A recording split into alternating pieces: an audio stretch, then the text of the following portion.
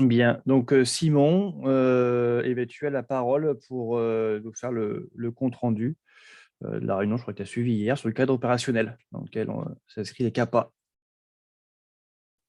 Merci, merci Laurent. Alors du coup, hier, il y a eu une présentation. Alors, je vous ai envoyé le lien de la prise de notes que j'ai faite hier. Donc, les éléments sont tout frais et sont encore un peu en... Enfin, il y a certains points qui vont encore demander un peu d'exploration. Néanmoins, ça a donné quand même pas mal de clarifications sur le fonctionnement avec les acteurs de 100% inclusion.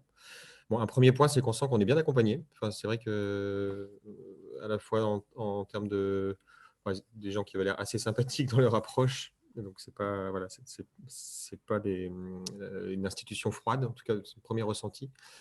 L'autre point important, c'est que on a tout un espace de forum et d'échange qui a l'air pas trop mal fait pour poser toutes nos questions. Il y a beaucoup de ressources qui sont mises à disposition. J'essaierai peut-être de vous faire un petit point sur cette partie-là à la fin. La présentation d'hier, elle était sur 3 ou 4 sujets. Le sujet de la convention, qui va être établie avec 100% inclusion, et qui est a priori, à mon avis, une étape assez costaud et qu'il ne faut pas négliger. Et je ne sais pas combien de temps ça va nous prendre pour l'établir.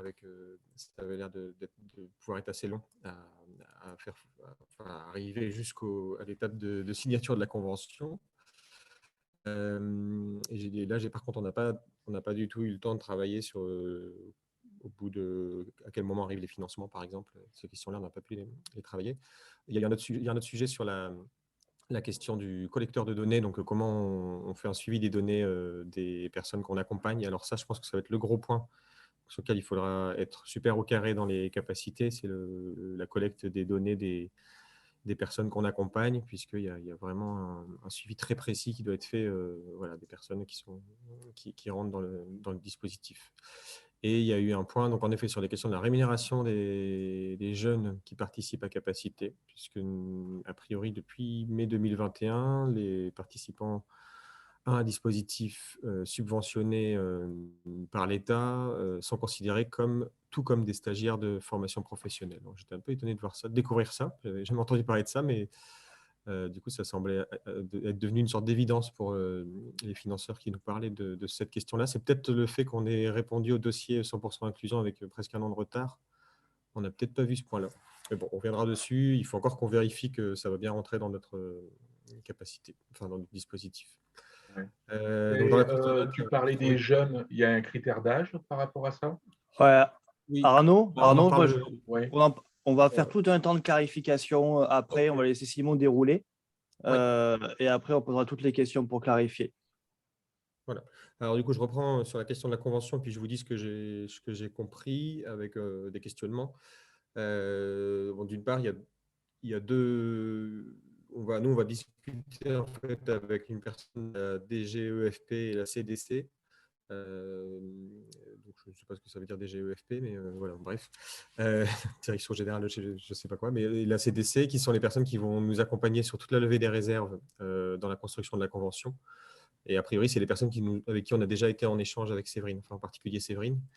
Et donc, c'est un peu avec eux qu'on fait le pilotage du projet. Néanmoins, a priori, on a aussi une maille régionale qui se met en place où les capacités qui sont liées à un territoire régional vont devoir aussi échanger avec les personnes de leur région. Donc ça, c'est quelque chose qu'il faut qu'on clarifie avec les pilotes du projet. Mais donc, a priori, ceux qui sont à La Rochelle ou à Tours vont aussi avoir à discuter avec, en fait, à avoir des référents pour leur territoire régional lié aux capacités. Ce qui peut être intéressant aussi, hein, d'ailleurs, pour dialoguer avec les acteurs régionaux sur ce que permet Capacité.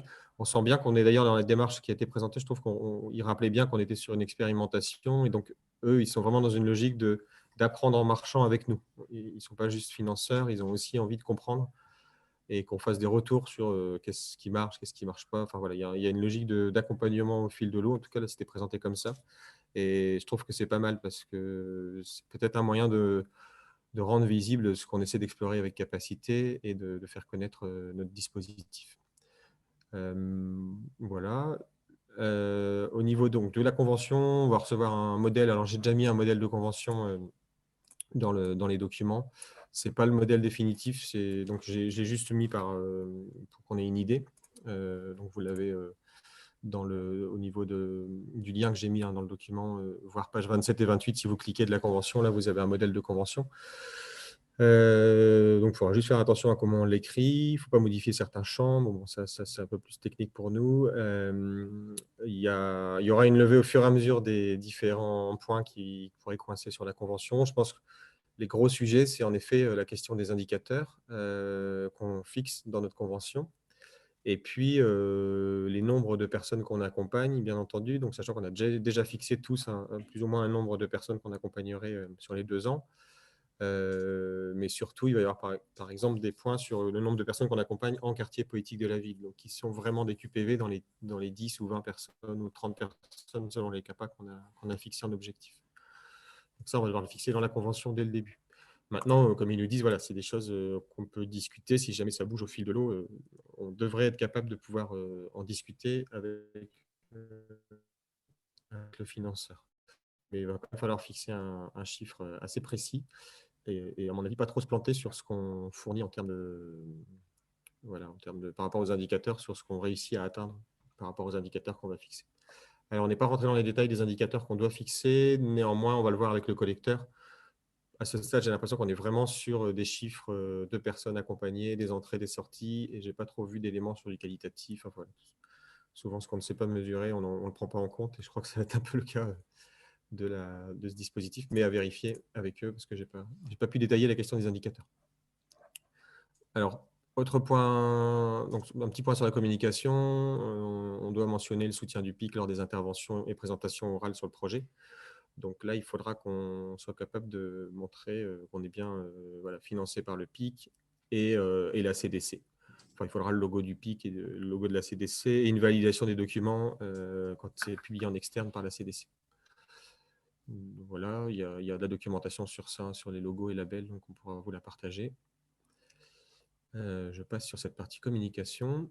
On peut modifier le projet en cours de route, voilà, mais il faut bien prévenir les acteurs. Si on doit rajouter, enlever un membre du consortium, mais bien sûr, faut bien suivre une procédure particulière. Au niveau du collecteur, donc je continue dans le document que je vous ai transmis si vous voulez suivre un peu de loin. Au niveau du collecteur de données, il y a une vidéo qui explique bien en fait, son fonctionnement. Alors, c'est plutôt une vidéo technique et en fait, le collecteur, c'est la Cordo qui va le déposer. Enfin, c'est Opteos en fait, pardon. Plutôt Opteos qui va le déposer en tant que porteur du dispositif, puisqu'il y a un seul dépôt pour tous. Par contre, bien sûr, c'est à tout le monde de remplir la donnée, puisqu'il va falloir vraiment être très précis, sachant qu'il faut envoyer la donnée tous les trimestres, donc janvier, avril, juillet, octobre, d'après ce que j'ai compris. Là, j'ai commencé à créer les accès, on n'a pas encore l'espace en ligne pour mettre le collecteur. Néanmoins, on a un exemple de tableau, donc là, je vous ai mis le lien, qui va devoir être complété. Dans l'exemple de tableau, je pense qu'on va utiliser ce tableau-là pour l'instant. Normalement, il ne va pas bouger. Ça va bien être ce tableau-là qu'on va utiliser.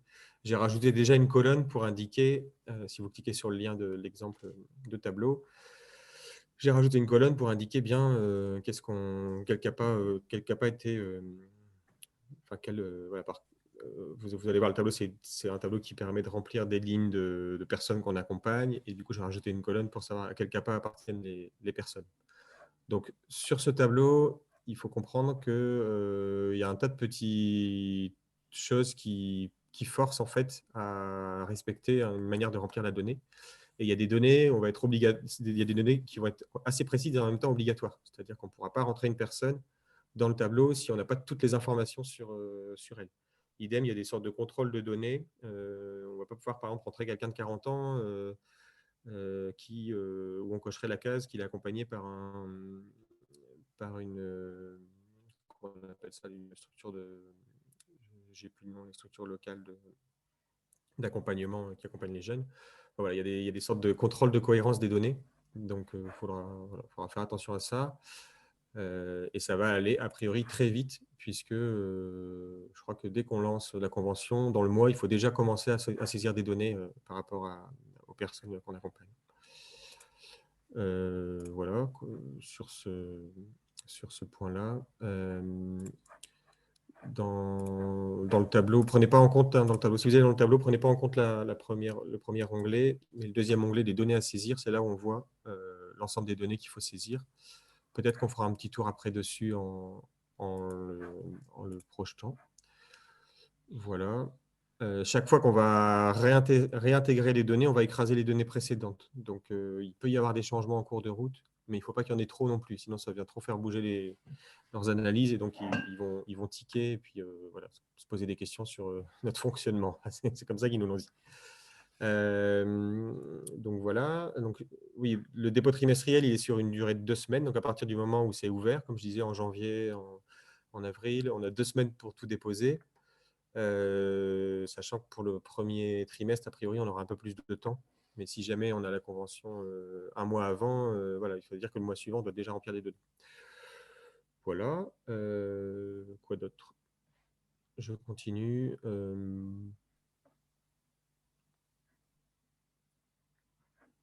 Donc voilà, il y a pas mal de données obligatoires. Il faudra bien faire attention à ça et à bien avoir en tête quelles sont les données qu'on. Voilà, c'est la mission locale, la mission locale que le nom dont je cherchais tout à l'heure. Donc il y a des contrôles de cohérence.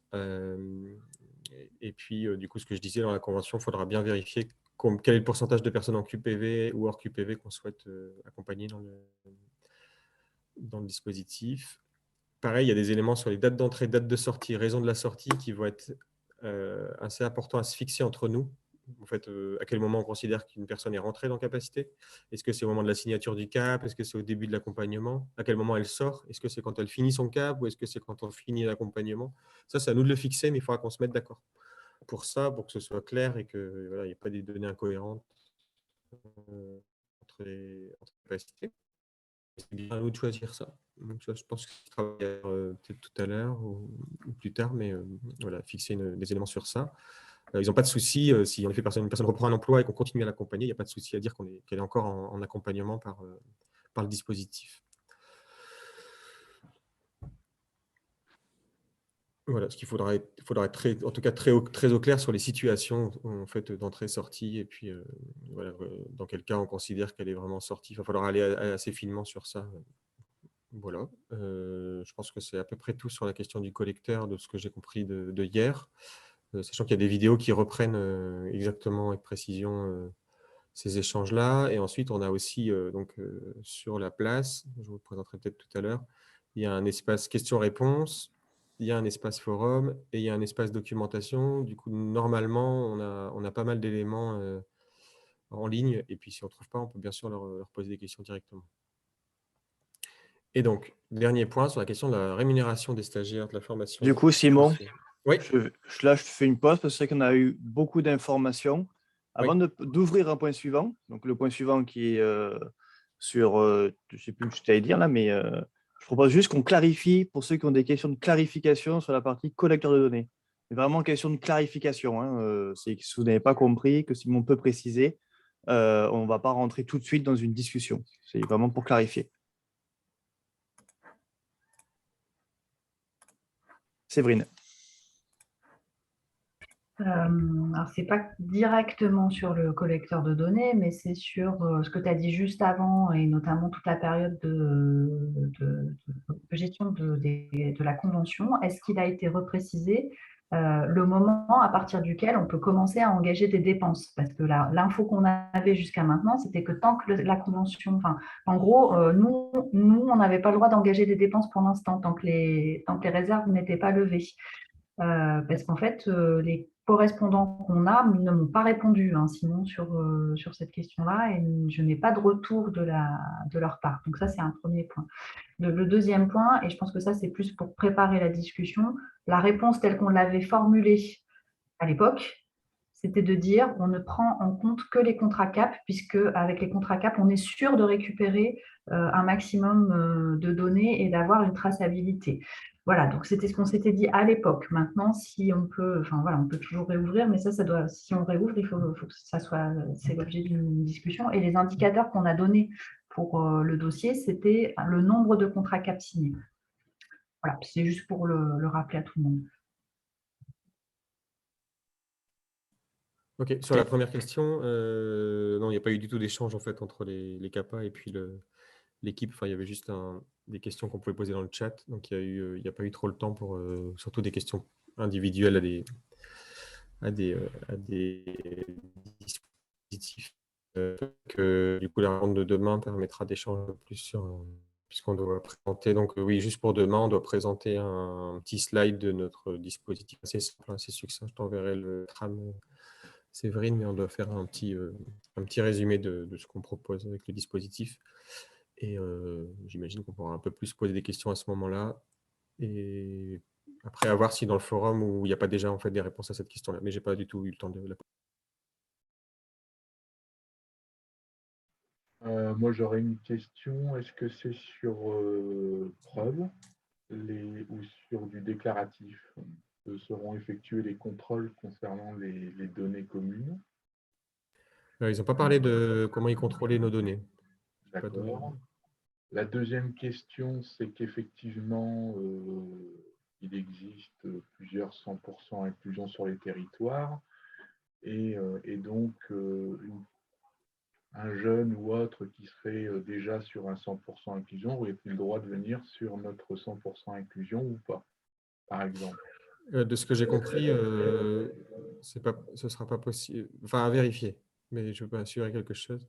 Ce qui est sûr, c'est quelqu'un qui est sorti de notre dispositif, il ne peut plus rentrer à nouveau, parce qu'il n'y a qu'une personne qui peut rentrer dans le dispositif. Mais je crois que si, en effet, sur 2 dispositifs identiques, il me semble que ça peut coincer, mais à vérifier ça. D'après le collecteur de données, on voit que c'est une sortie possible. Le fait de rejoindre un autre pic, alors peut-être que la personne ne peut pas être sur 2 pics. Ça, Puisque je c'est suis d'accord, précisé dans le collecteur. c'est le principe du sans couture, ça avait été annoncé, mais ma question était surtout qu'il est quelquefois très très difficile, et notamment sur les indicateurs mission locale, de savoir si la personne est sur un 100% inclusion ou autre. Et donc du coup, que ce soit les adultes ou les jeunes, quels sont les éléments de contrôle qu'on aurait, ou est-ce qu'il y a une base commune de vérification qui est prévue par la BPI, ou parce qu'il n'y a pas que la mission locale, il y a aussi par exemple des plis qui peuvent être concernés, et donc du coup ça pourrait nous poser des problèmes d'éligibilité de certaines personnes en fait.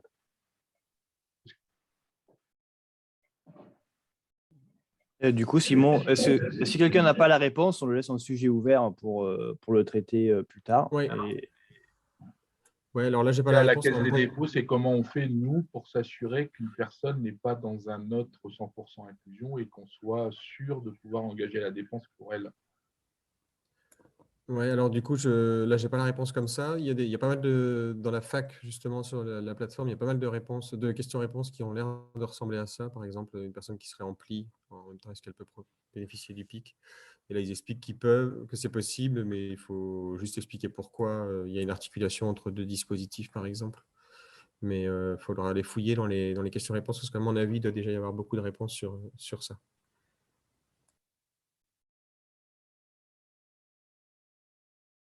Et donc, l'idéal, c'est bien de noter dans notre compte-rendu toutes les questions qui nous restent pour qu'on puisse aller les traiter soit en fouillant sur la place. Alors, la place, hein, je rappelle, c'est le forum en ligne, enfin l'espace en ligne, soit en posant directement la question à nos référents. Séverine? Ouais.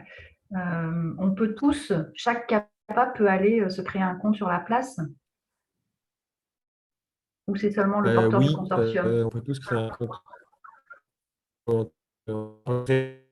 Simon, Après, on a un j'ai pas souci. l'impression Simon, avant de répondre, je pense que tu devrais peut-être couper ta vidéo parce que très souvent, on a moi, ça coupe un peu et je rate des mots et j'ai pas toute la. Voilà, merci. Ouais, du coup, je disais, je pense que on peut créer plusieurs comptes. Après, est-ce qu'on peut créer 15 comptes pour un seul consortium? J'ai un petit doute sur ça, mais ce serait pas mal, je pense, parce qu'il y a quand même pas mal d'infos intéressantes. Il faut peut-être quand même vérifier avec eux. Je vais regarder si la question n'est pas déjà posée dans le forum de la plateforme. J'avais une question aussi.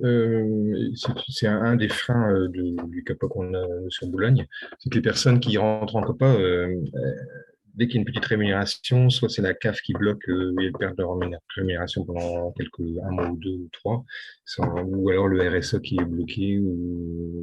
Est-ce que la crainte que j'ai, c'est que les personnes, elles craignent justement de s'inscrire dans ce genre de tableau en se disant, oh là là, je vais être contrôlé, Pôle emploi, etc. Ils vont me bloquer, ils vont m'embêter. Voilà. Donc, est-ce qu'il y a une réponse à ce genre de crainte à exprimer aux personnes? Alors, la question de la rémunération va être complètement différente de la question de l'insertion dans le tableau de suivi, ce sera à nous de choisir. Enfin, c'est pas vraiment ça, parce que je crois que c'est quasiment un droit, hein, de la part des jeunes. Donc, c'est des jeunes de moins de 30 ans, on va voir sur la rémunération, mais c'est les jeunes de moins de 30 ans qui peuvent être concernés par la rémunération. Donc, c'est un droit de leur part. Ils peuvent en effet ne pas l'accepter. Mais par contre, ça ne nous empêchera pas, nous, de les rentrer dans la saisie des données de l'accompagnement. Alors après, par contre, s'ils ne demandent pas de contrat CAP, là, il faudra voir si c'est là où la question se pose. En effet, ce que disait Séverine, c'est est-ce que les personnes qui n'ont pas de signé contrat CAP, mais qu'on accompagne quand même, mais elles ne veulent pas de contrat parce qu'elles ont peur pour plein de choses, est-ce qu'on considère qu'elles sont quand même accompagnées dans le cadre du 100% inclusion? Le gouvernement a mis justement une plateforme là, pour ces jeunes jusqu'à 30 ans, et qui va se charger de cette mission au niveau justement de cette rémunération? Alors, on découvre encore ce dispositif, donc c'est vrai qu'il faudra qu'il y ait en effet si c'est vraiment avéré. C'est avéré, hein, c'est déjà le cas sur un autre 100% inclusion. Et c'est pour ça. Mais pour moi, ça devrait être le chef de file qui s'occupe de ce genre de choses. Alors. Ouais, et j'ai pas encore bien compris comment ça se saisissait, toutes ces données-là, enfin les données de rémunération. De ce que j'ai eu comme information, moi, de mon côté, c'est qu'il y a une plateforme qui est mise en place, qui donc est gérée par le chef de file. Et en fait, c'est directement un accès au niveau de la rémunération du PRF région, en fait.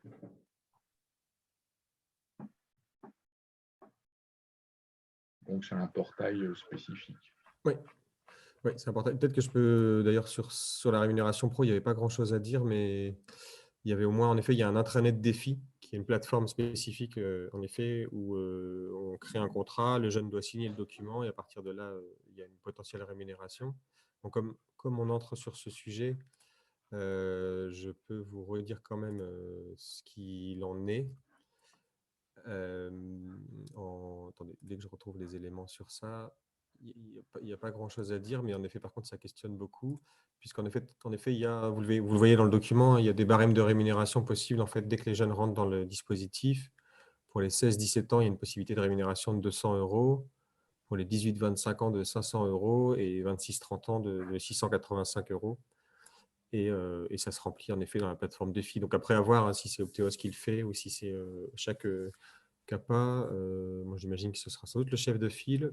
Mais voilà, il y aura si on met ça en place, bien sûr, il y aura un peu de travail. Ouais. Oui, on ne va pas s'engager avant de savoir exactement comment ça fonctionne, hein, très clairement. Donc, ne prends pas pour argent comptant ce que Simon vient de dire, s'il te plaît. Je prends On va rien creuser pour un petit peu. je dis juste que j'ai entendu ça et que c'est quelque chose qui... Bon, est-ce que c'est un bien ou un mal? J'en sais rien. Il y a des choses qui sont compatibles avec le RSA, pour répondre à monsieur Aloïc, et qui sont cumulables. Mais effectivement, il faut être vigilant parce que ça peut être rapidement des usines à gaz. Mais normalement, c'est plutôt l'accompagnant, pour moi, qui doit remplir ce type de données sur les personnes accompagnées. Mais sur Parce le que ça va, territoire, ça va faire des allers-retours inutiles. Ouais. Enfin, moi, j'ai ce sentiment-là. Enfin, après, je ne connais pas cette plateforme et tout ça, mais ça me semble plus logique que ce soit l'accompagnant. En relisant mes notes, je revois que j'ai écrit que chaque membre du consortium ou lauréat sera habilité par l'intranet Défi. Donc, contrairement au collecteur, où c'est vraiment le porteur du consortium, là, c'est chaque membre qui pourrait directement rentrer les données. Alors, je fais un petit message technique. Camille, est-ce que tu pourrais remettre dans le chat tous les liens qu'on a distribués pour que Romain puisse récupérer l'accès aux documents? Il vient de nous rejoindre. Merci.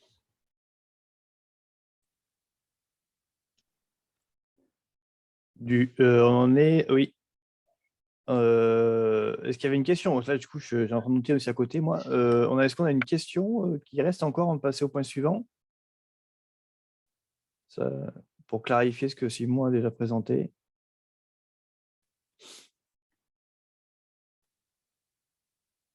Non? Donc, Simon, tu peux du coup passer à la suite. Moi, j'ai fait le tour du coup à peu près de tous les sujets que j'ai eu Ouais. hier. Ce que je peux vous montrer peut-être, c'est, ou en tout cas, regarder ensemble les données obligatoires pour chaque membre qui doit être ajouté dans le tableau des suivis. Et puis peut-être vous montrer la place en tant que réseau et ce que ça permet pour le suivi et les échanges avec l'équipe. Ça dépend du temps qu'on a. Ok. Excuse-moi, parce que du coup, j'étais en train de faire en même temps mettre le lien pour Romain dans le chat et j'ai pas entendu ce que tu as dit. Du coup, c'était juste, là, je peux vous montrer peut-être les données obligatoires à saisir Ouais, pour le contrôle des données selon le temps qui nous reste, et puis vous montrer peut-être la place, ce qu'elle permet en termes de fonctionnement. ok. Bah, Ouais, vas-y. très bonne idée. Je pense que ça va nous aider. Bon, alors c'est parti. Alors, il faut juste que tu me donnes le partage d'écran. Oui, alors, hop. C'est bon.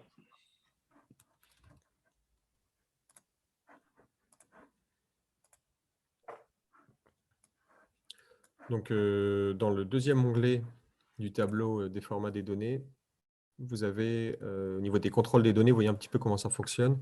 Et donc, on a les données obligatoires avec oui ou non. Alors, juste sur les données obligatoires, si je ne me trompe pas, donc on a le nom, prénom, sexe, date de naissance, code postal, résidence d'un QPV ou non, ou d'une ZRR, ce qui va un peu moins nous concerner, il me semble. La durée du parcours en nombre de mois prévisionnels, la date d'entrée, et c'est tout. En données obligatoires, donc ça va, c'est pas non plus astronomique, sachant qu'il y a peut-être des données en plus qui seront rajoutées selon notre convention, mais je ne me suis pas sûr du tout. Et ensuite, il y a des données qui ne sont pas obligatoires, mais qui vont être importantes. Le fait d'être demandeur d'emploi ou non, si la personne vient d'une mission locale ou non, niveau de formation, l'année de diplôme, travailleur handicapé, parent isolé, bénéficiaire d'une protection, durée du parcours provisionnel, donc ça on en a parlé juste avant, date d'entrée dans le parcours, et la date de sortie réelle qui va être qui est assez importante à définir. Les diplômes, le motif de sortie, donc ça, motif de sortie, c'est important aussi, mais ce n'est pas obligatoire, et la poursuite du parcours individuel à l'issue de la prise en charge. Bon, c'est des éléments qu'on a l'habitude de traiter pour ceux qui font ces dispositifs de subvention, mais voilà. Je continue tout de suite sur la place, et puis après, à la limite, on revient dessus si ça vous va.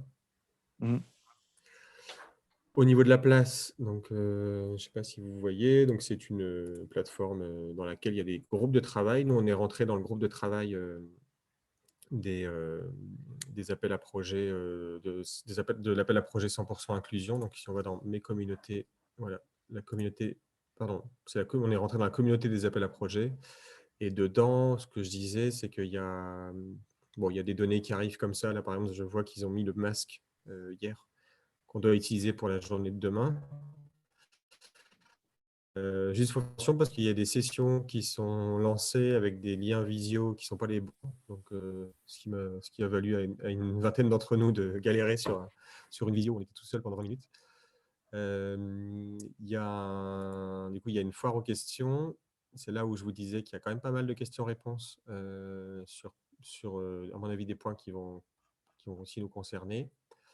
Il y a un espace forum où on peut poser des sujets et espérer des réponses de soit de l'équipe, soit d'autres. Je ne sais pas si d'autres personnes peuvent répondre aussi, mais vous voyez qu'il y a des questions comme le SIEG, 100% inclusion. Enfin, voilà. Et vous avez des ressources documentaires qui sont assez complètes, enfin, en tout cas j'ai l'impression, dont c'est là par exemple où j'ai trouvé le modèle de convention. On va retrouver les vidéos ou les informations diverses, et je pense qu'on va retrouver aussi les éléments sur la communication. Je ne sais pas si... Enfin bref, il faudra fouiller. Oui, voilà, communication. J'imagine que là, on va trouver On va retrouver tout ce qui est logo et tout ça à utiliser.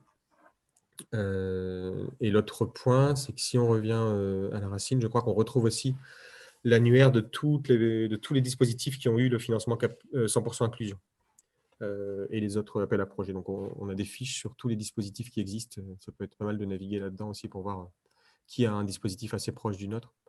Mais sachez qu'il y a aussi cette possibilité-là sur cet outil de réseau social. Bon, il y a d'autres fonctionnalités, mais ça, c'est ce que j'ai trouvé le plus intéressant dans ce qui est proposé. J'arrête mon partage. Et donc, l'une des questions qui avait été posée juste avant, c'était de savoir qui a accès à ça. Est-ce que c'est du coup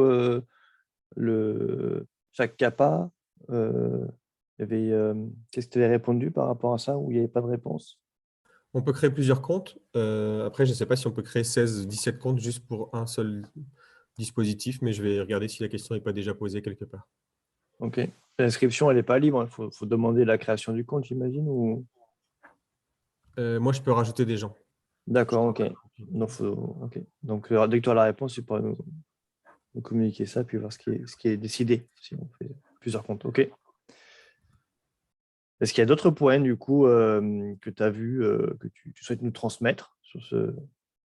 Non, je pense qu'on a fait le tour de ce que j'ai compris hier. Ok. Avec ce que vient de nous présenter Simon sur les données obligatoires, facultatives, est-ce qu'il y a des questions nouvelles qui sont apparues ou sur la plateforme en question qui vient de nous montrer? Moi, c'est plus sur le calendrier.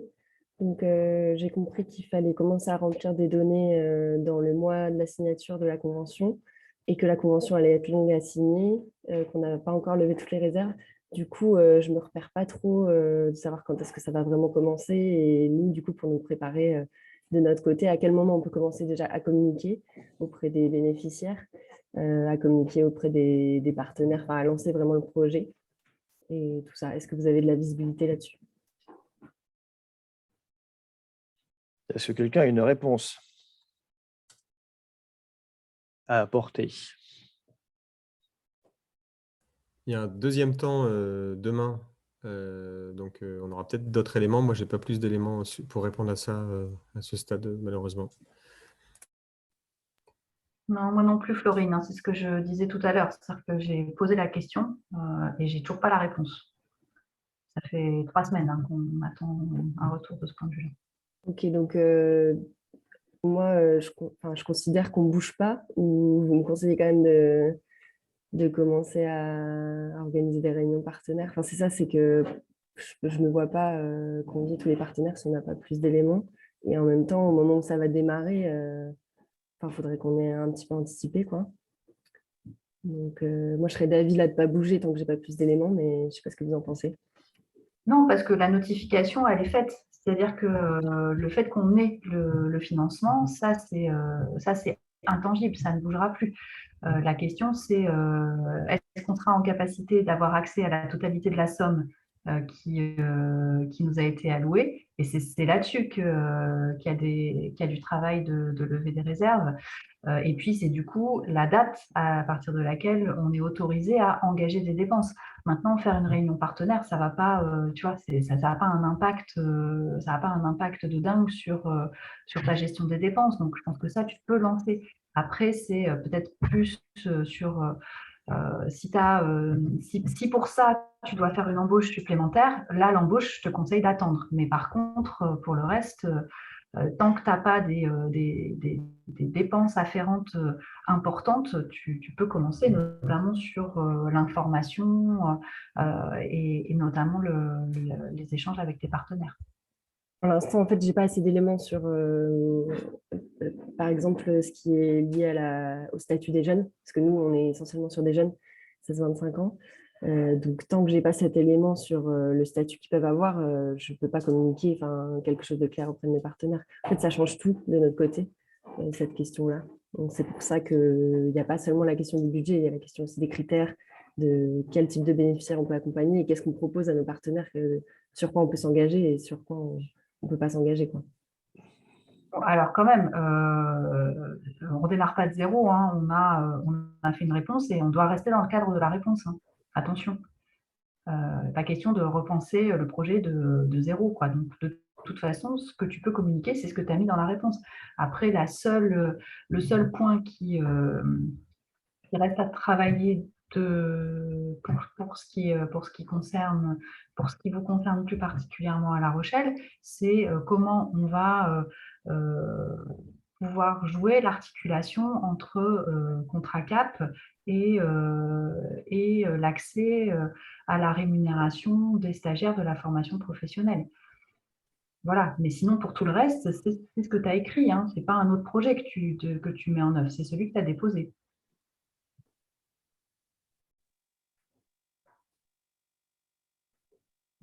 J'ai pas d'autres j'ai pas d'autres réponses à ça. Enfin bon, après ça, c'est notre tambouille interne. Mais, en tout cas, c'était juste pour avertir que nous, de notre côté, on n'a pas assez d'éléments pour vraiment lancer et communiquer sur l'obtention du PIC. Mais par contre, bien sûr, nous, on est en activité depuis 3 ans et on accompagne des bénéficiaires. Donc, ceux qui rentrent dans les critères de ce qu'on fait déjà, il n'y aura pas de souci pour le valoriser, quoi. Est-ce qu'il y a d'autres questions sur la partie données obligatoires, données facultatives et la plateforme? Sinon, on passe au temps suivant, qui est le temps suivant. Je rappelle du coup ce qu'on avait prévu, qui était de faire un travail au niveau de chaque CAPA, un peu comme vient de le faire Florine. Là, elle vient de lever des choses qui bloquent de son côté. Mais avec les éléments que vous avez, c'est de voir ce qui peut être facile pour vous de mettre en œuvre pour répondre aux exigences que vous avez comprises là déjà, de la collecte de données.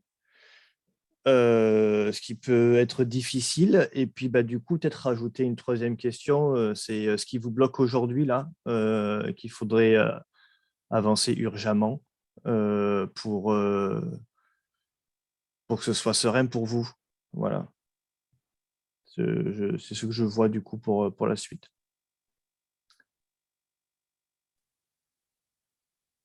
Donc,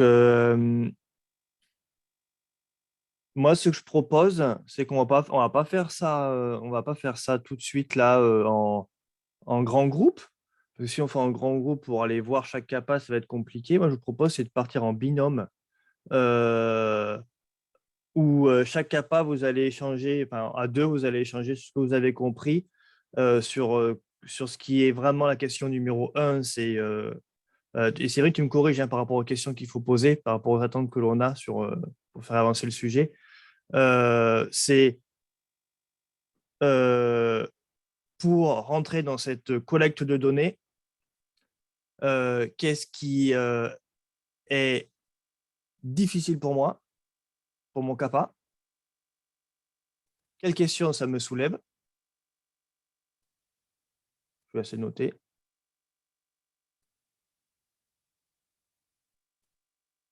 Ce qui, aujourd'hui, dans ma façon de fonctionner le CAPA, va me rendre des choses très faciles.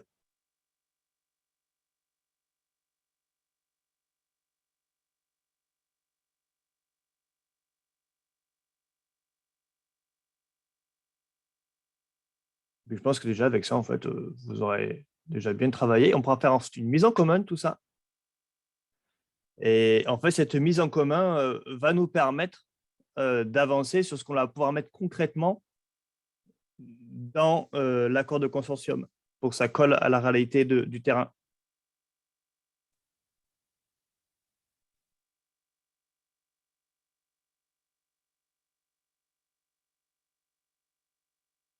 Avant que je vous envoie dans différents groupes, est-ce qu'il y a des questions de clarification sur le temps de travail que je vous propose?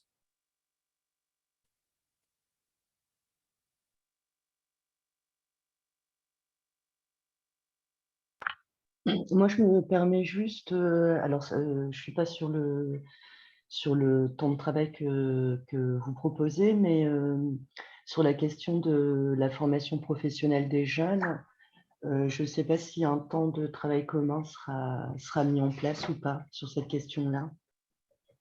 Eh ben, faut que tu tu le fais remonter. Pour toi, si c'est un truc qui est un sujet tu dois travailler pour faire avancer ton CAPA par rapport au projet 100% inclusion, tu le fais remonter dans le temps de travail que l'on ouvre là, pour qu'on le mette en commun ensuite. Ouais. Et après, peut-être qu'il y en a certains qu'on ira traiter de manière individuelle et d'autres de manière collective. Mais il faut d'abord qu'on fasse tout remonter. Il faut peut-être revoir ça à l'échelle de chaque territoire d'abord, je ne sais pas en fait. Moi, c'est vrai que là, je découvre aussi, je n'en avais pas entendu parler. OK. Donc, tout le monde est revenu. Sur le journal de bord, sur la page, je vais mettre le numéro de page. Numéro de page. Donc, page 4, donc la dernière, nous avons fait un tableau avec 3 colonnes. Les difficultés, si c'est une difficulté, une question ou un élément facilitant que vous allez nous partager. Puis qu'est-ce que c'est? Et puis du coup, quel est le CAPA qui est concerné? Donc, on va commencer par un groupe qui va nous faire un peu son compte rendu par rapport aux questions qui ont été posées. On va prendre des notes. S'il y a un autre groupe qui avait exactement la même le même point, se manifeste et comme ça, on le rajoute dans le qui, dire ouais, nous aussi, on est concernés. Comme ça, au fur et à mesure, on va répertorier tout ce qui a pu être soulevé.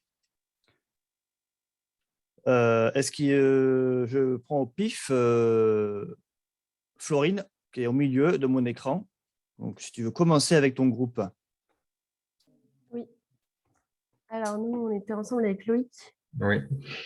On a eu des discussions. Moi, je peux résumer de mon côté un petit peu ce qui va être facile et ce qui va être difficile.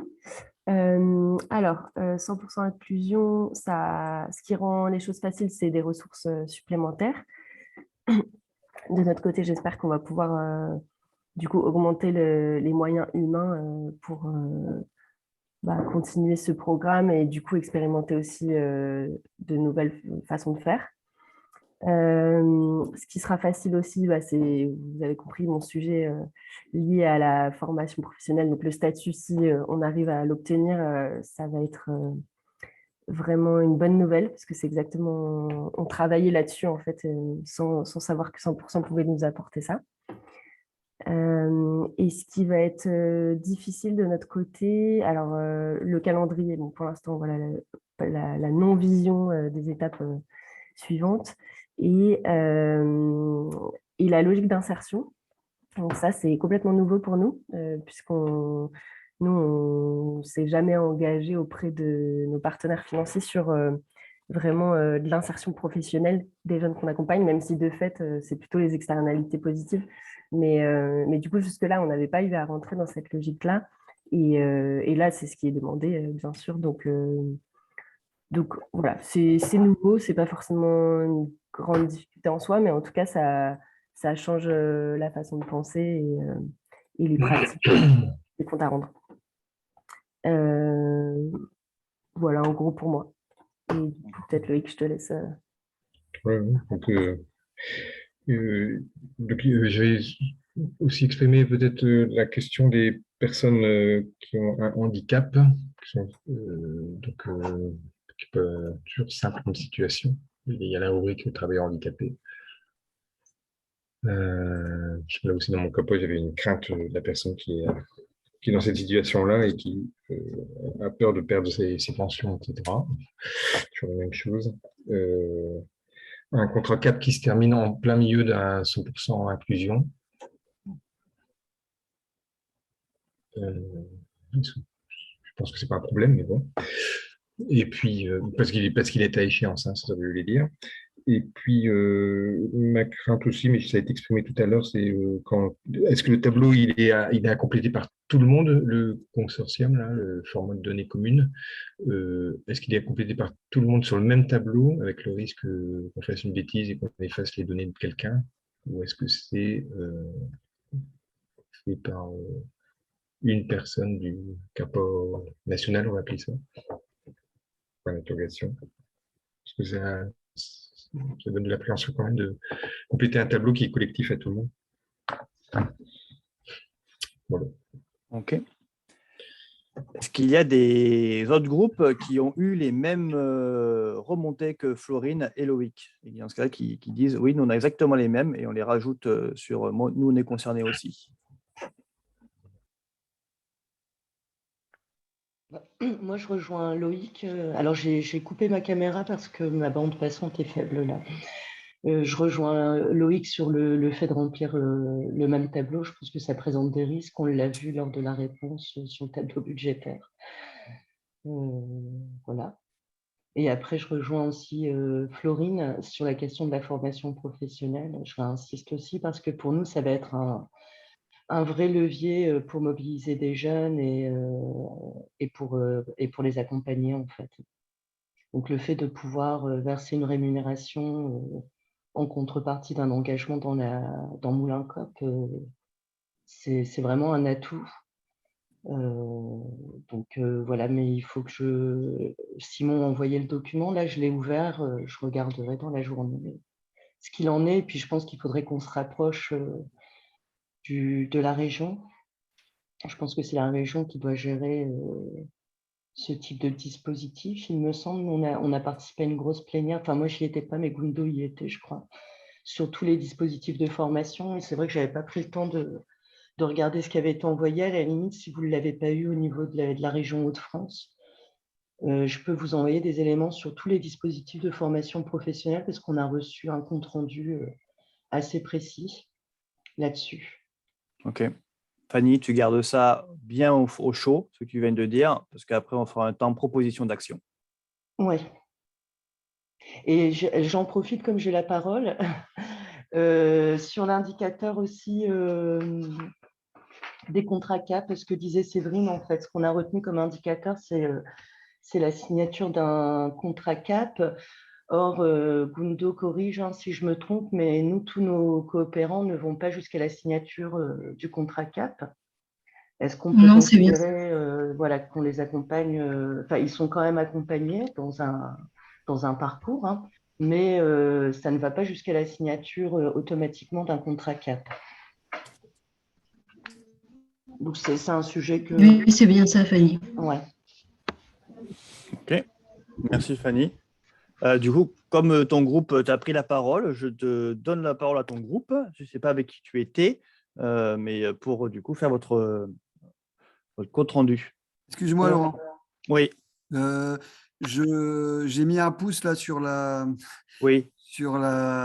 proposition ou la réaction de Fanny. Ça veut dire que nous, on a aussi dans notre groupe évoqué exactement la même. Pour éviter de à chaque fois intervenir, peut-être qu'on peut utiliser les pictos quand on partage. Non, c'est très bien. C'est juste que j'ai oublié ma consigne en cours de route, qui est de rester là sur ce qu'ont dit Florine et Loïc. Est-ce qu'il y en a d'autres du coup qui ont les mêmes remontées? Donc il y a Fanny qui s'est exprimée et Olivier a levé un pouce, mais sur laquelle du coup?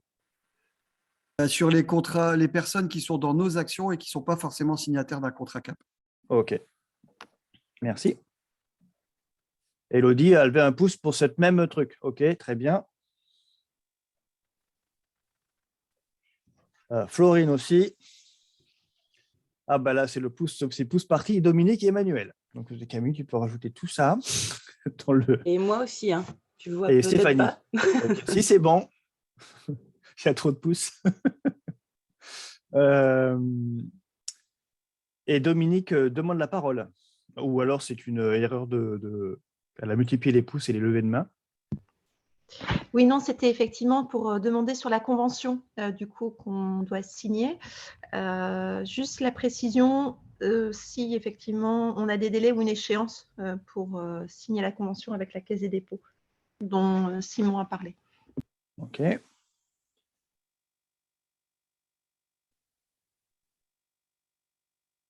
Donc, si on est tout bon, sur les pouces et tout, Fanny avait la main, avait un pouce dessus. Je rajoute dans le tableau pour aider Camille qui est en train de Non, comme elle peut. En fait, c'est juste que ça me semblait peut-être une question de clarification et pas forcément un point lié à la collecte des données. Ouais, mais on va le noter quand même. On le note quand même, ok. Ouais, que c'est le niveau de la question. Et comme Florine a levé le point du calendrier, manque de visibilité, et ça rejoint aussi un petit peu ce point-là. Du coup,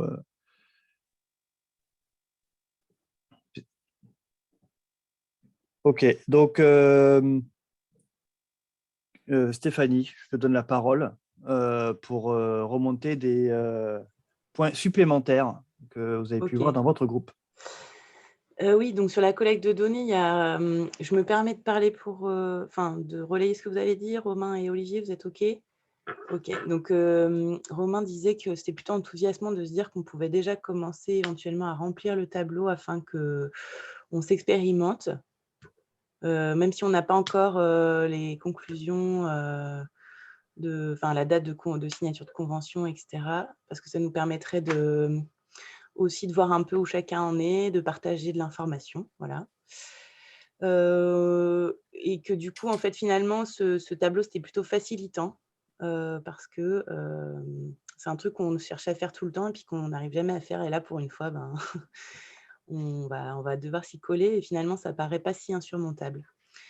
Ensuite, il y avait aussi le fait que sur le collecteur, je pense que c'est… Oui, si le frein aussi, parce qu'on n'est pas tous au même niveau de développement.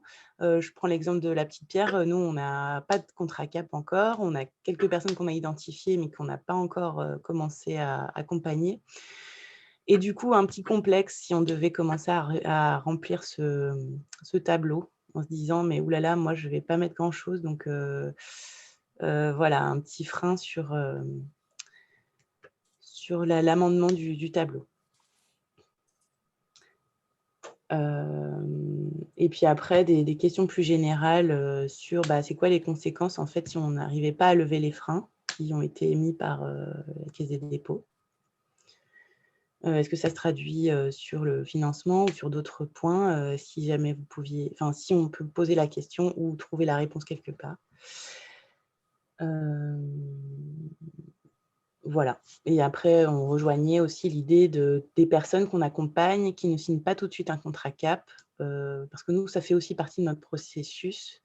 Il y a un préalable sur l'accompagnement pour l'accès aux droits, notamment. Et que, du coup, les gens, si ils sont dans une démarche d'accès aux droits, ils ne seront pas forcément tout de suite en contrat cap. Voilà. Et aussi la question de la protection, c'est-à-dire que tous ces gens qui ne seront pas en contrat cap, comment est-ce qu'on les protège, est-ce qu'on a une assurance voilà, donc si jamais il y avait une question. Quand je dis, ce n'est pas forcément le consortium, mais peut-être que les acteurs, chacun a sa solution. Voilà, c'est ça que je pose. Parce que je vois la réaction de Séverine. Voilà. Je me permets de compléter le propos de Stéphanie. Il y avait aussi une inquiétude, et je sais qu'il y a plusieurs territoires qui sont concernés, liée à la compatibilité entre le projet financé dans le cadre du PIC et le fait de devenir un territoire zéro chômeur de longue durée. Nous, à Valenciennes, on dépose notre candidature cette semaine. Et donc, le fonds d'expérimentation a 3 mois pour statuer sur… et donc après, si on devient un territoire zéro chômeur, voilà. Comment on va positionner les volontaires? Est-ce que finalement on pourra rester dans ce consortium et développer nos actions dans le cadre de l'EBE? Oui, pardon, j'ai oublié cette… Alors, je me permets de prendre la parole du coup, parce que pour le coup, je suis concernée aussi par rapport à Territoire Zéro Chômeur. Alors, pour le territoire de Roubaix, cette question ne se pose pas spécifiquement. Là, nous, aujourd'hui, on essaye de préserver justement la coopérative en parcours préalable aussi à Territoire Zéro Chômeur. Enfin, en tout cas, un parcours supplémentaire pour les personnes qui ne sont peut-être pas encore dans la démarche d'emploi entreprise et qui ont besoin justement d'accompagnement déjà sur la levée des freins. Et aussi parce qu'il n'y a pas que l'EBE, il y a d'autres parcours qui sont possibles et on sait que on a besoin d'accompagner, que la population est beaucoup plus grande que finalement la capacité de la future entreprise d'emploi. Donc, pour le territoire de Roubaix, la question ne se posera pas, on restera sur le consortium. Okay. par rapport à ce qui a été partagé. Alors, Stéphanie, j'ai quand même besoin d'une clarification parce que tu as parlé au nom Oui. des trois, mais j'aimerais bien savoir, peut-être pas Stéphanie, mais Romain et c'était Olivier, c'est ça, ton groupe aussi? Non, c'était Emmanuel et Dominique, et c'est Emmanuel- vrai que je n'ai pas tout rapporté.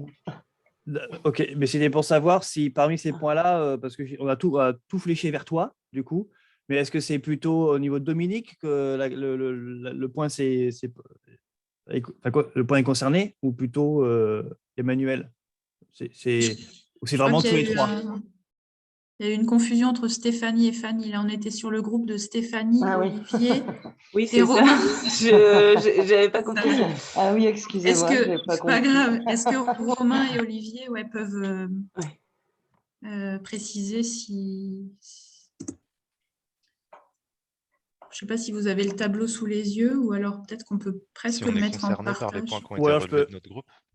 Ouais, Ouais, bah, j'ai noté Tours là où c'était le cas du coup. ok, Ok, super. super, Merci. Je ne vois pas où est le tableau. Page 4 du document dont je vais remettre le lien sur le chat. Ok. Hop. Merci. Sinon, non, Stéphanie a bien résumé le fruit de nos échanges. Ok. Est-ce qu'il y a d'autres groupes qui ont eu les mêmes levées d'informations, que ce soit point facilitant, point difficile, point questionnant?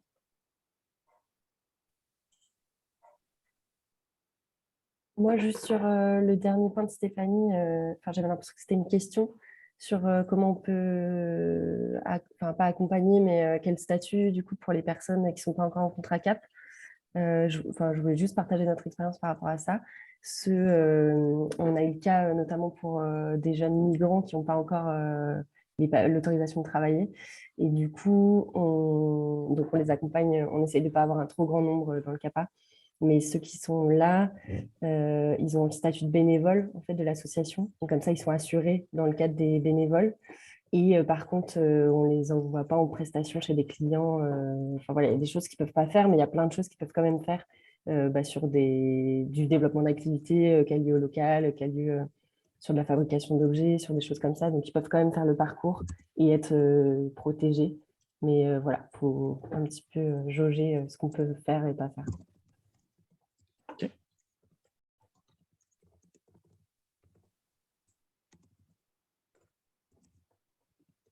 Bien. Je passe au groupe suivant. Le groupe, alors, je me suis perdu dans les groupes. C'est Stéphanie qui a parlé, qui était avec Romain et Olivier. Donc, le groupe de Dominique, Emmanuel et Fanny. Emmanuel. Oui. Alors, Fanny avait pris la parole, mais sinon, donc,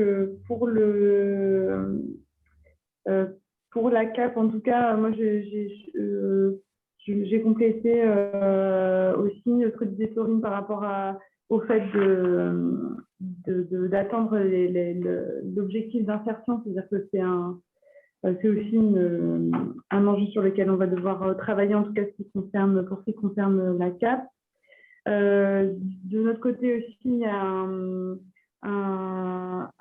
une difficulté, enfin, ou en tout cas un objectif qu'on a mené, c'est de consolider l'équipe d'accompagnants, parce qu'aujourd'hui, en tout cas d'accompagnants qui, on va dire, ont une vocation à coordonner, à collecter les données justement pour pouvoir répondre aux exigences du PIC.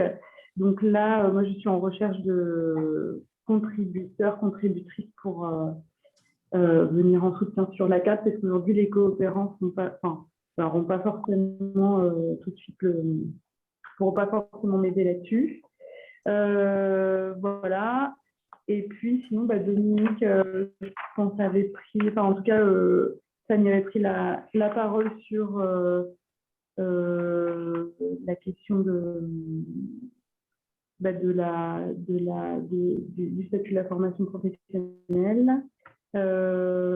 Aussi, effectivement, le fait qu'il y a des personnes qui sont accompagnées qui ne signent pas forcément de contrat de CAP, donc comment est-ce qu'elles peuvent rentrer dans le suivi.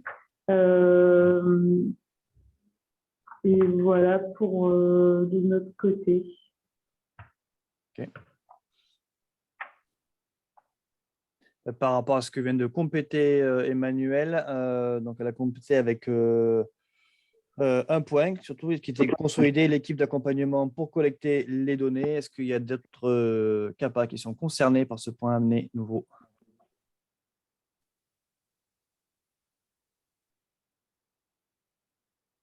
Non, ok. Dominique, est-ce qu'il y a quelque chose qui aurait été oublié te concernant par rapport à ton groupe? Non, mais un peu comme Stéphanie, peut-être, du coup, voilà, comme nous, on sera peut-être, s'il y a des freins, ou enfin pas des freins, mais j'ai envie de dire, on remplira peut-être pas beaucoup de cases, en fait, tout au début. Donc, on est peut-être plus débutant, en fait. Voilà. C'est pas... Ok, c'est noté. Merci. Eh bien, je donne la parole au dernier groupe. Qu'est-ce que j'ai pas fait? Non, mais tu les as tous faits. Hein. Non, c'était Élodie. nous avec Élodie. Élodie et Arnaud, ouais. Ouais, c'est bon, on les a tous faits, Laurent. Super, très bien. Merci. On a un beau tableau avec tous les points. Nous, après, on va avec l'équipe. Du coup, on va passer au point suivant. Parce que le point suivant, c'était sur le consortium, l'accord de consortium. Alors, tu m'avais dit une demi-heure, du coup, Séverine, il est 11h10. Je vais faire plus rapide. Voilà, parce qu'il faudrait derrière que l'on fasse un petit tour de table des propositions d'action qui ont émergé de ce temps-là, qu'on ne va pas décider, hein, c'est juste on va en faire une liste à l'après-vert. Et puis après, on conclura. Voilà, donc il va falloir, je pense que tu as 5, voire maximum, vraiment maximum 10 minutes, Séverine. Ouais, alors je ne vais pas réagir sur ce qui a été dit, je garde mes choses et je les mettrai dans les propositions. Et donc, je vais faire un partage d'écran pour aller vous présenter l'accord de consortium, sachant qu'on a déjà préfléché un certain nombre de choses et il y avait déjà eu une première version travaillée à l'époque du premier dépôt. Mais on s'est dit qu'on allait avoir besoin de modifier un certain nombre de points. Enfin, en tout cas, de préciser un certain nombre de points. Et d'ailleurs, c'est quand même dans la suite des échanges qu'on vient d'avoir. Donc, c'est hyper formel. Donc, je vais juste agrandir un peu, que ce soit plus visible. Non, ça, c'est peut-être trop quand même. C'est hyper formel et on a essayé d'ajouter des choses pour que cet accord de consortium nous aide aussi à fluidifier les relations entre nous. Parce qu'on est à des niveaux très divers et que, voilà, vous avez vu qu'il y a quand même des choses importantes à stabiliser. Donc là, sur les membres, pas de souci particulier, on a juste le point de vigilance pour Emmanuel, puisque la CAP change de structure associative porteuse. Le préambule, quand même, et ça, je pense qu'il faudra qu'on se le garde en fil rouge, hein, même si on peut bien évidemment faire évoluer les choses, mais pas n'importe comment. Et donc, on a bien déposé un projet et on reste bien dans le cadre de ce projet. Voilà, je trouve que c'est important de le préciser. Et donc, le préambule fait bien référence à ça. Donc ensuite, on est sur des choses très classiques de contractualisation. Juste là, Camille a remis le lien sur les fiches d'identification. Parce que c'est pareil, comme le cadre,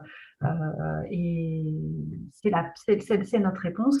Là, le modèle d'accord de consortium qui nous avait été donné disait que chaque partie est responsable de l'exécution de sa part du projet correspondant à la contribution écrite dans la fiche d'identification. Donc là, Camille vous a remis le lien sur ces fameuses fiches d'identification pour que vous puissiez vérifier la concordance et qu'on soit bien tous d'accord avec ça. Donc là, il y a un travail de vérification pour chacun à faire dans ce document. On vous mettra le lien à la fin pour qu'il n'y ait pas de souci. Donc, on a repris le tableau. Il faut juste… Voilà. Et là, on a bien mis la communauté créative de la condition publique qui porte la CAP. Alors, les engagements financiers. Donc ça, c'est plus à titre d'information sur comment ça se passe, comment ça va se passer les versements. Donc, c'est Opteos qui reçoit les montants de la Caisse des dépôts. Et donc, on va recevoir un premier acompte de 50% du montant total de la subvention, une fois que les réserves auront été levées et que la convention a été signée. Et donc, s'il y a des modifications parce que les cofinancements ne sont pas reconnus comme valables par la Caisse des dépôts, il y aura forcément modification des montants, mais ça, on le traitera en son temps.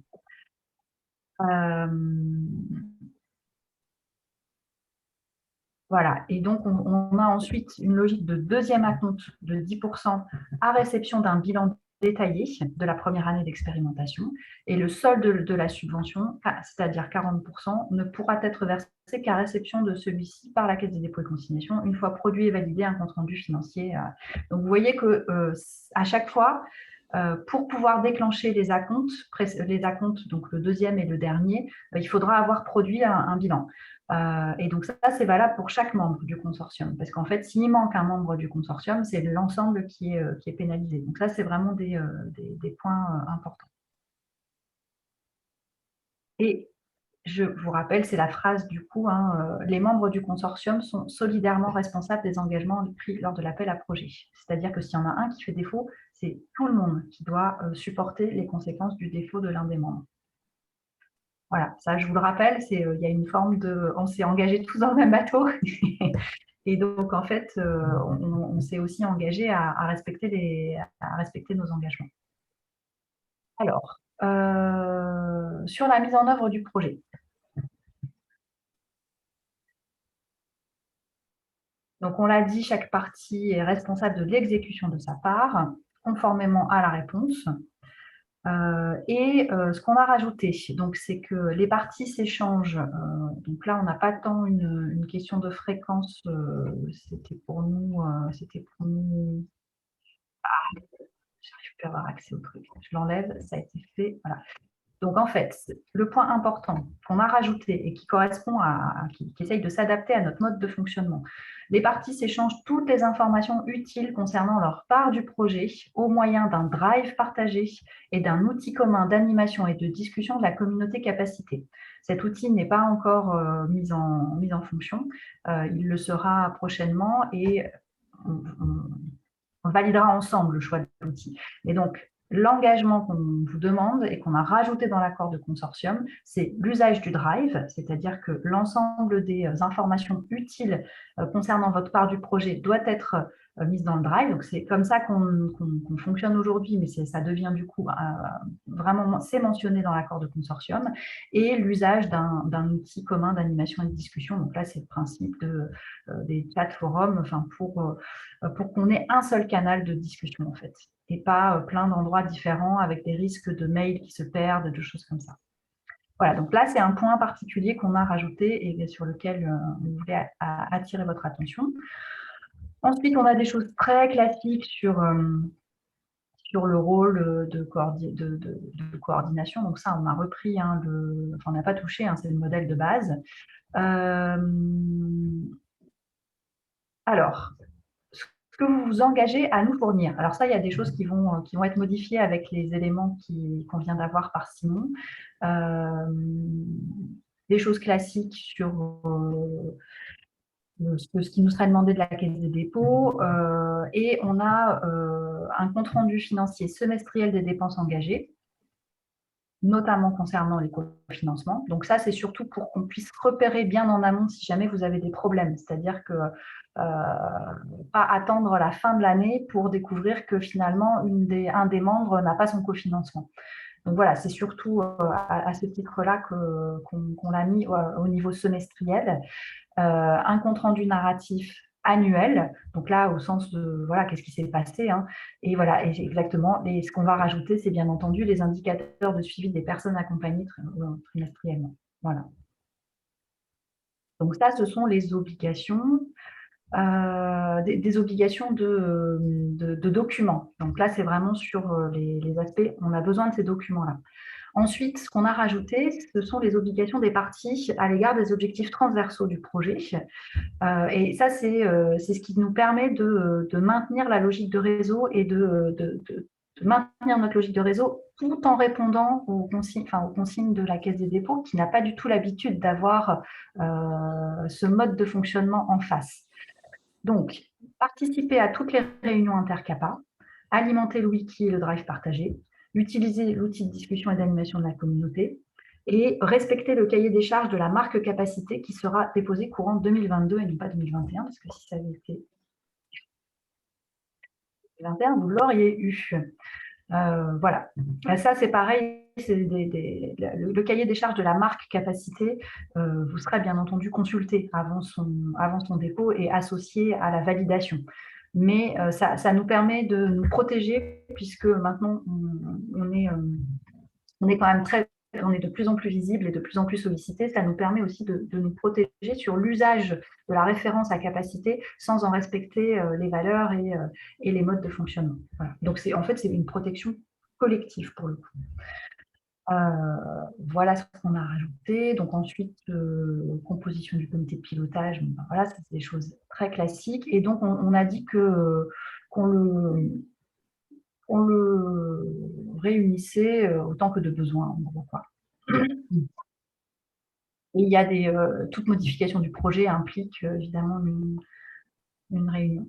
Et c'est au moins une fois par an et autant que de besoin à la demande de l'une des parties, donc aussi bien vous que nous.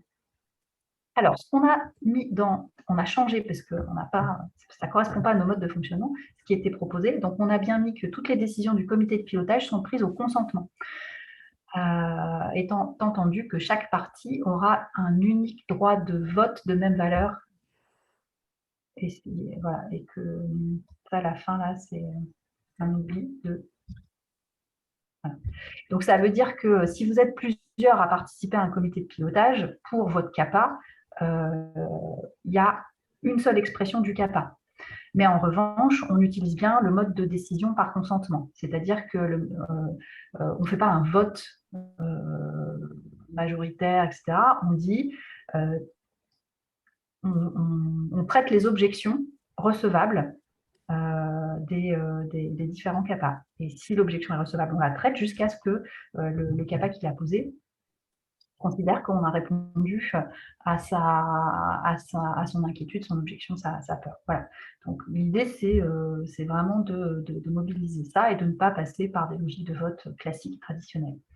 Et en cas d'objection persistante, l'objet du désaccord est porté à la connaissance des représentants légaux des parties en vue d'arbitrage. Mais normalement, ce mode de fonctionnement permet de ne pas aller jusque-là. Voilà. Donc ensuite, on a des clauses de confidentialité classiques, rien de particulier. Un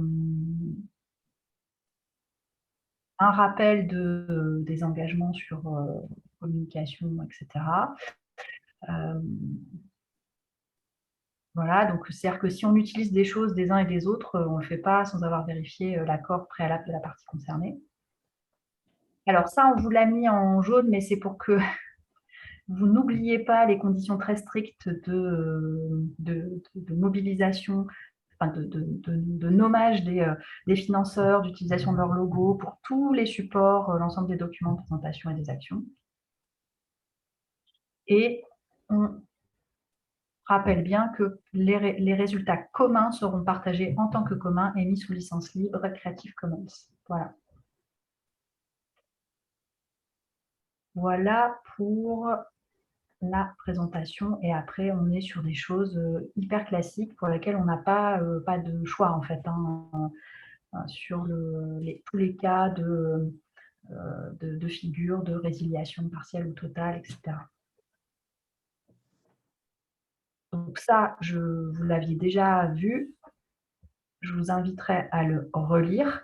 Ce qui va se passer, c'est que on va le re-signer du coup sur la base de ces dernières modifications.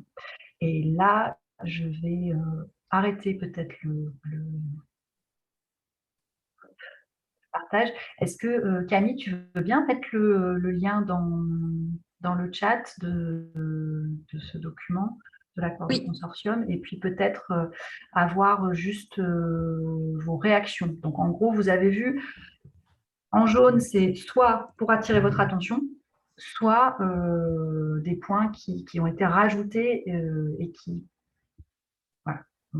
Du coup, on attire votre attention sur le fait que ça a été rajouté et vérifier s'il n'y a pas d'objection. C'est bon, j'ai fini, Laurent. Ok, il est 11h23. Donc, les réactions, on ne va pas les prendre maintenant. On va plutôt les prendre en décalé. Soit vous allez commenter le document, voilà. Soit vous en faites part par courriel si vous êtes plus à l'aise avec le courriel.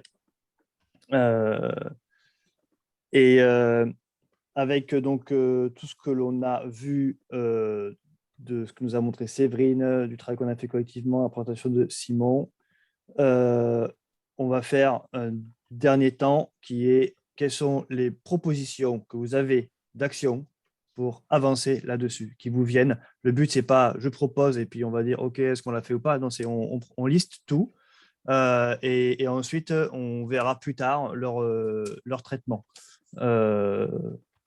Voilà, c'est le... Et il y avait Séverine qui voulait commencer justement avec des premières propositions et informations. Voilà, et on note tout ça toujours sur le compte-rendu. Oui, donc en termes de propositions, nous, l'équipe de coordination, on a un rythme de travail qui est hebdomadaire et donc tous les vendredis matins, on fait un point de coordination. Et donc, en fait, on va traiter ce que vous allez nous soumettre, voilà, de suggestions, de propositions, etc. De cette manière-là. Ça veut dire aussi que ça peut être des temps et des moments de régulation qu'on se donne ces vendredis matins. Ce sont des rendez-vous sur lesquels ça peut être des temps d'échange où vous venez poser une question, etc. Voilà, je pense que ça peut être quelque chose qu'on instaure pour la suite.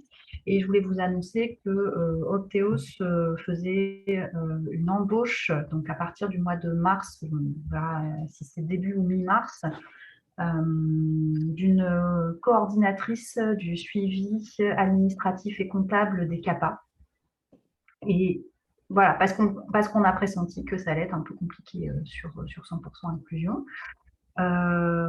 Et donc, on va accueillir Kelly Debuff probablement au plus tôt début mars, et sinon ce sera mi-mars.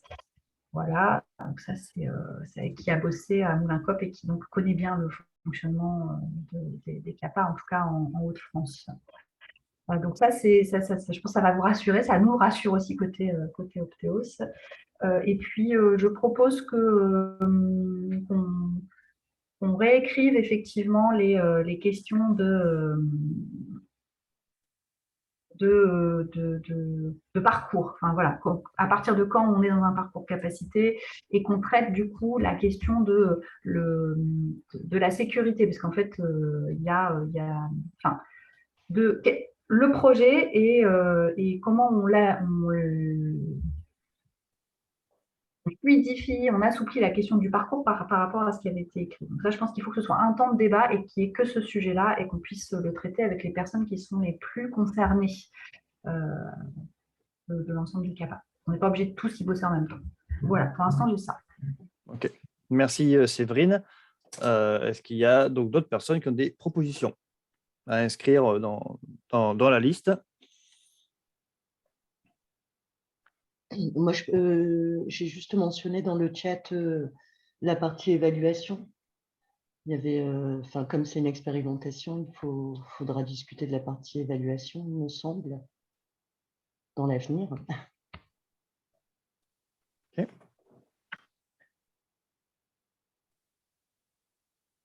C'est bon pour toi, Camille, tu as réussi à noter? Okay. Oui, c'est bon.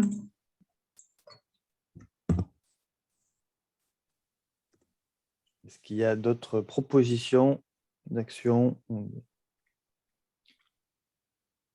Il y avait celle qu'avait proposée Fanny sur justement le statut de la formation des jeunes. Peut-être faire un petit groupe là-dessus, un petit temps d'échange avec les CAPA intéressés pour qu'on soit dans l'entraide au moins et le partage d'infos à ce niveau-là. Ok.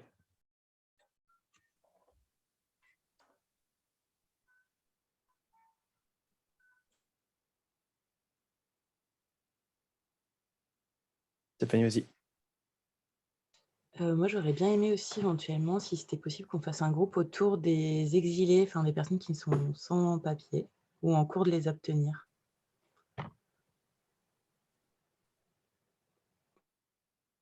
Ok. Elodie aime bien lever le pouce à chaque fois.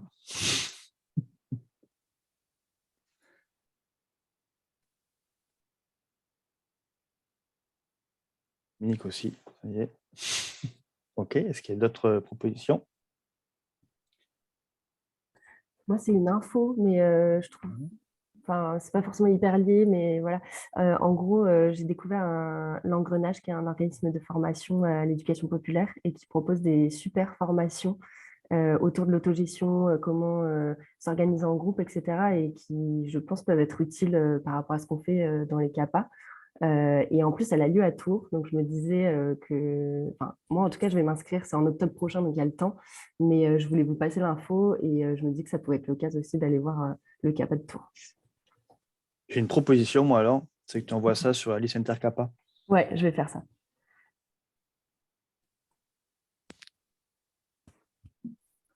Non, et la dernière chose, c'était sur le sujet, effectivement, de comment on peut évaluer aussi notre accompagnement sur les personnes qui ne sont pas sous contrat CAP et comment on peut le valoriser également par rapport à 100% inclusion.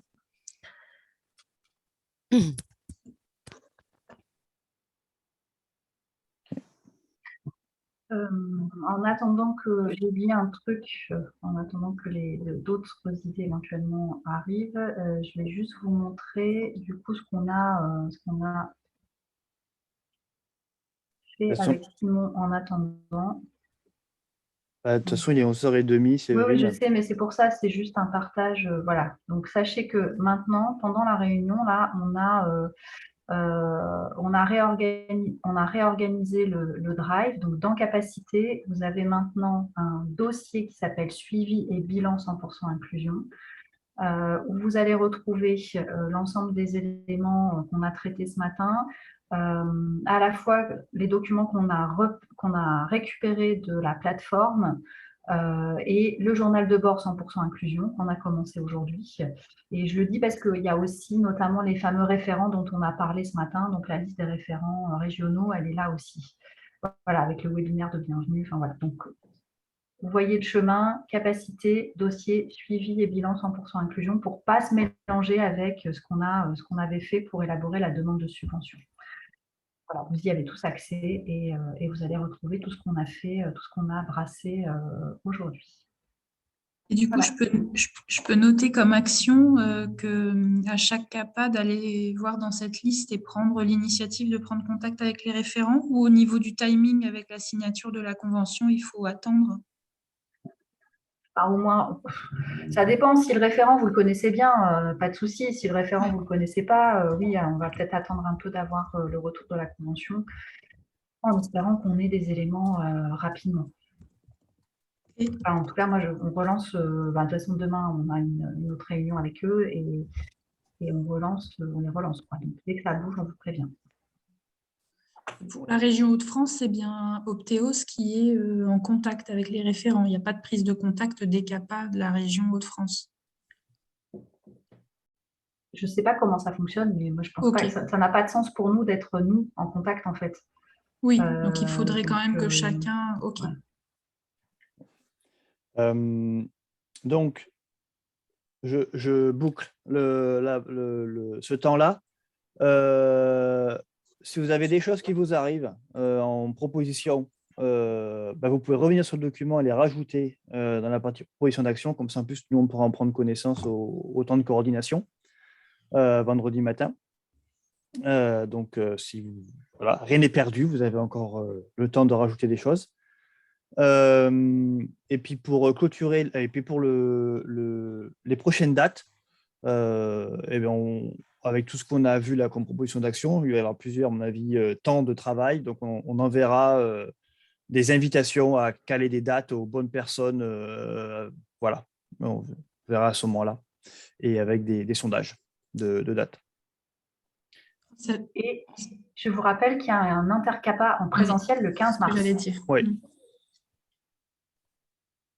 Laurent, si on a des questions en suspens, on procède comment? On se les garde pour la prochaine rencontre? On vient au temps coordo? On envoie un mail? Comment on procède? Ce que je proposerais, c'est les questions. C'est une très bonne question. On la note et on va réfléchir à comment on peut. Oui, ça dépend peut-être du degré d'urgence parce que les noter, les consigner dans le journal, ça peut être pas mal si nous, on s'intègre dans le point coordo d'aller aussi balayer ce document-là chaque semaine. Peut-être que Et par après, défaut, tu sauf si laisses c'est un très commentaire. urgent. Ouais, tu laisses un commentaire sur la carte Trello du temps coordination. On peut commencer comme ça, puis si on voit que ça ne marche pas, on s'y prendra autrement. Alors, Laurent, tout le monde n'a pas accès au Trello, donc non, je pense que la première proposition de Florine, elle peut être partagée par tout le monde et ça a cet avantage-là. On va au moins poser comme ça dans un premier temps. Sur le journal de bord, là, le document qu'on a commencé, vous pouvez livrer des choses et de toute façon, nous, tous les vendredis matins, on va faire un tour. Et sinon vous nous envoyez un mail.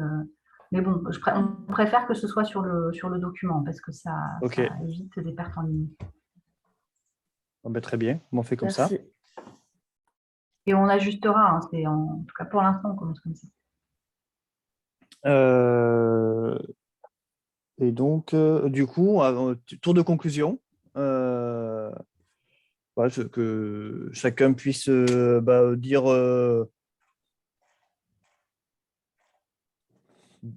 deux mots. Parce que le temps qu'on a 2 mots sur comment il repart de ce temps-là. Voilà. Vraiment 2 mots.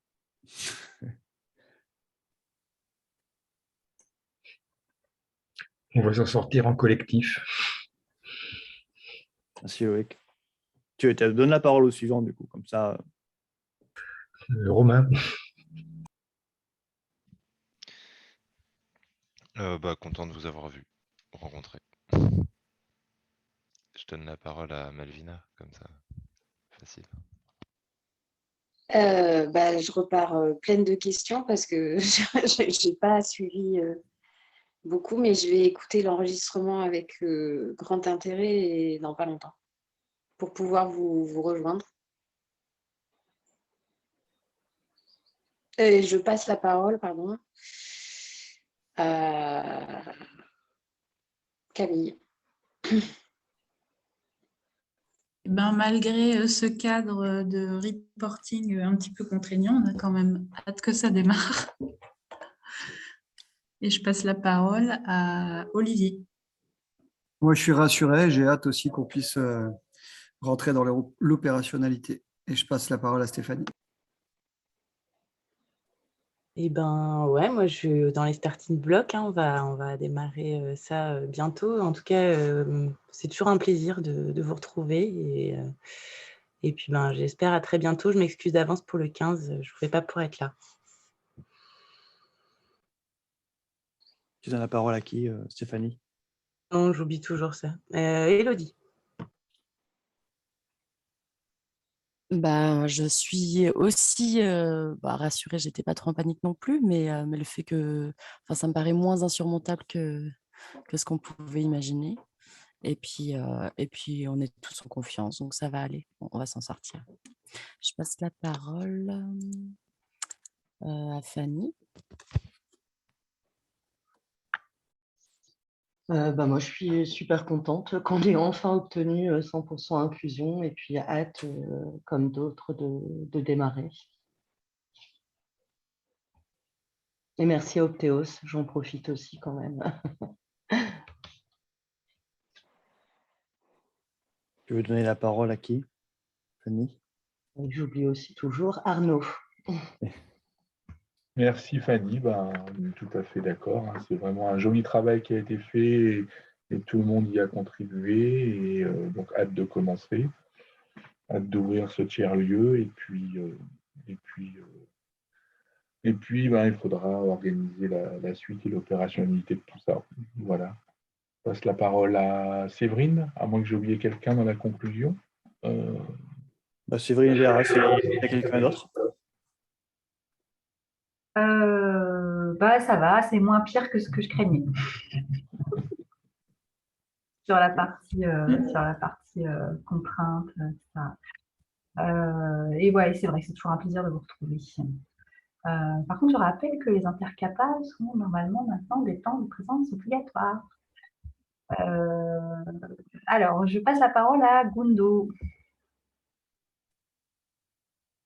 Alors moi aussi, je suis rassurée par les contraintes et puis hâte de démarrer. Et je passe la parole à Emmanuel.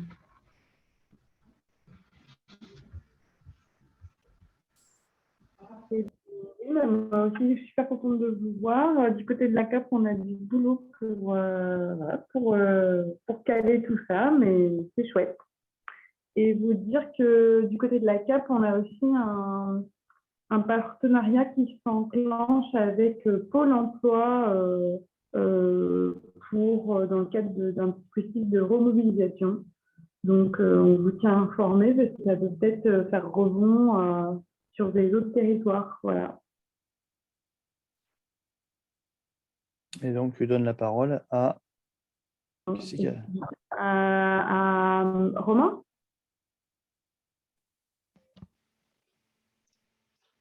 J'ai déjà eu. Ouais, il me semblait aussi. Qui n'a pas eu? Lève la main. Florine. Merci.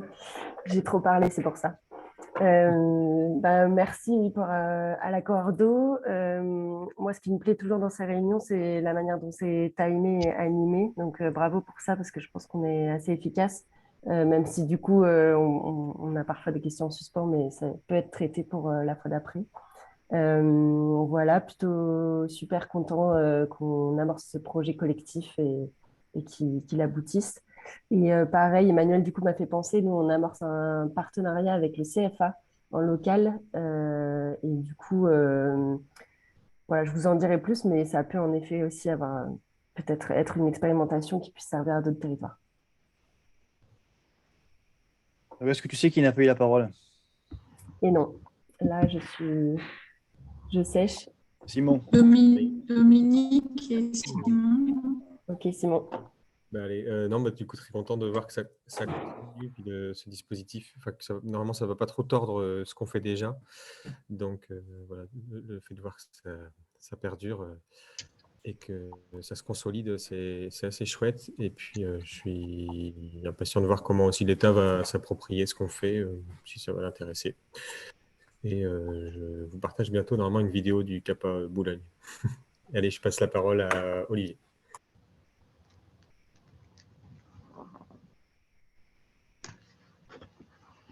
Je me suis déjà exprimé. Ah, pardon. Dominique, pardon alors. Oui, merci à tous. Et puis, voilà, plus sereine aussi. Et merci pour le travail effectivement réalisé en collectif. Voilà. Qui n'a pas eu la parole? Tout le monde l'a eu. J'apprends pour vous dire merci d'avoir bien suivi ce cadre flottant pendant 2 heures. Et puis moi, je voulais dire merci par votre capacité à bien suivre tout là sur les documents, tout ce qu'on a vu. Il y a plein de choses avec plein de liens. J'ai l'impression que tout le monde a bien suivi. Donc, merci de votre aisance numérique pour faire tout ça. Et on n'y arriverait pas sinon. Voilà. Je vous souhaite à tous une bonne suite de journée et à bientôt pour les prochains temps. Voilà. À bientôt. Merci, à bientôt. À bientôt, bonne journée. Ciao. Bonne journée, à bientto. Juste une question. Comment je fais pour récupérer l'enregistrement? Je m'occupe, j'envoie ça. Je m'en occupe. D'accord, par mail. merci. Merci. Au revoir. Merci. Au revoir.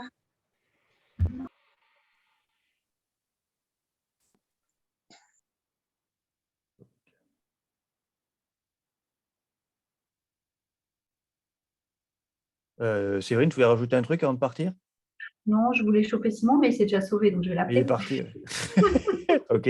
À vendredi alors. Ouais, à Ok. vendredi. Salut. Ciao.